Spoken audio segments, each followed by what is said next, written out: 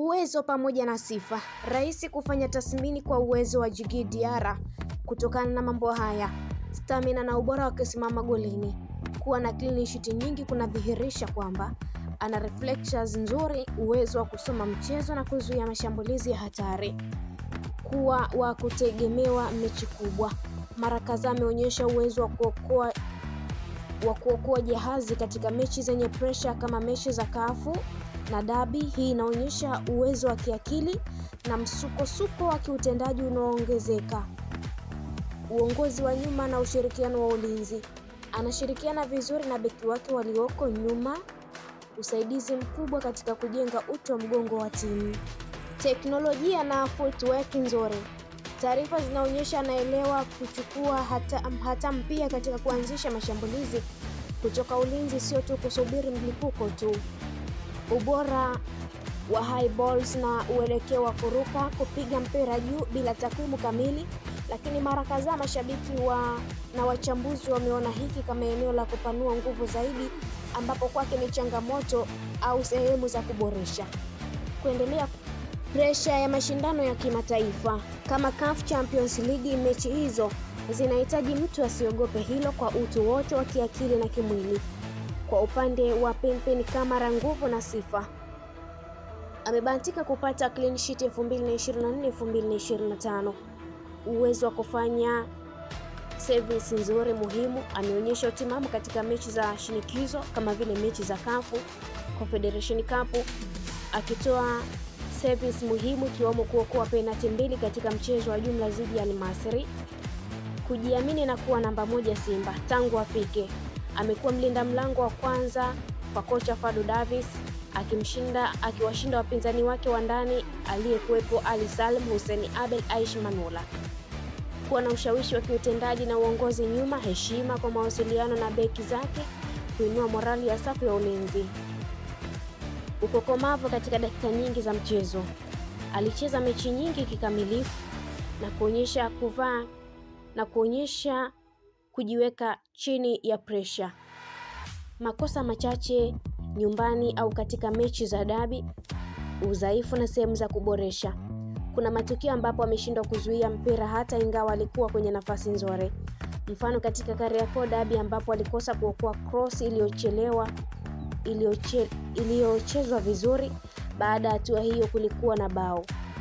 Usawazishaji wa kiwango kati ya mechi kama mlinzi wa lango. Kiwango chake kinapanda na kushuka. Mashambulizi yenye shinikizo au makosa ya beki mara kadhaa huweza kumfanya achelewe kufanya mabadiliko ya haraka. High balls, kusimama kwenye vituo vya juu. Ingawa si taarifa rasmi ya mara kwa mara, wachambuzi wameonyesha haja ya kuboresha udhibiti wake juu ya high crosses na vituo vya kandarasi kubwa, hasa dhidi ya wapinzani wanaotumia kucheza kwa hewa, yani aerial threats. Kuzingatia mbinu ya kuendelea na mazoezi maalumu. Kama anavyopenda kuwa kipa wa kiwango cha kimataifa, hanabudi kuendelea kuboresha aspect za footwork ya haraka, uwezo wa kusoma mchezo mapema na uwezo wa kuruka, kuwasilisha mpira kwa usahihi chini ya shinikizo. Musa Pepe Kamara ni mlinda mlango mwenye uwezo mzuri sana, hasa kwa Simba Sport. Ameonyesha kuwa kipa wa kuaminika na sehemu muhimu ya safu ya ulinzi. Ameanzisha nafasi yake kama mlinda lango wa kwanza na ana rekodi ya hati safi nyingi na akiba muhimu katika mechi nyeti, yani service. Lakini kama kawaida kwa wachezaji wengi, bado ana maeneo ya kuboresha, hasa udhibiti wa vituo vya juu, kusoma mchezo haraka na kuendelea kuwa na udhibiti wa hali ya juu kila mechi.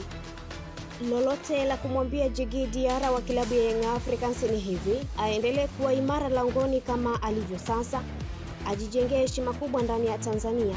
Amejijengea heshima kubwa ndani ya Tanzania na Afrika.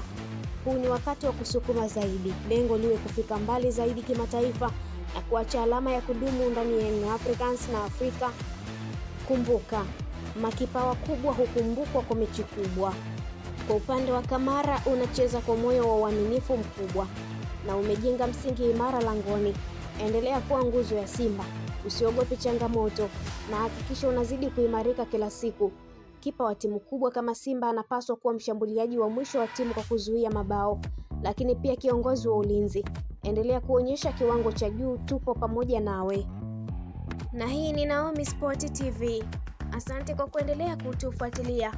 Pia usisahau kulike, kushare, kucomment pamoja na kusubscribe chaneli yetu ili uendelee kufurahia taarifa zetu za kimichezo hapa ndani ya mipaka ya Tanzania na nje ya mipaka ya Tanzania kwa bara hili la Afrika. Endelea kutufuatilia. Nenda kwenye YouTube chaneli yetu, kisha copy link na kushare kwa ndugu, jamaa na marafiki ili nao wapate kuenjoy taarifa zetu. Kisha allow notification YouTube ili kuweza kupata taarifa zetu pindi tunapoweka taarifa mpya kwenye chaneli yetu ya Naomi Sport. Hadi wakati mwingine, bye bye.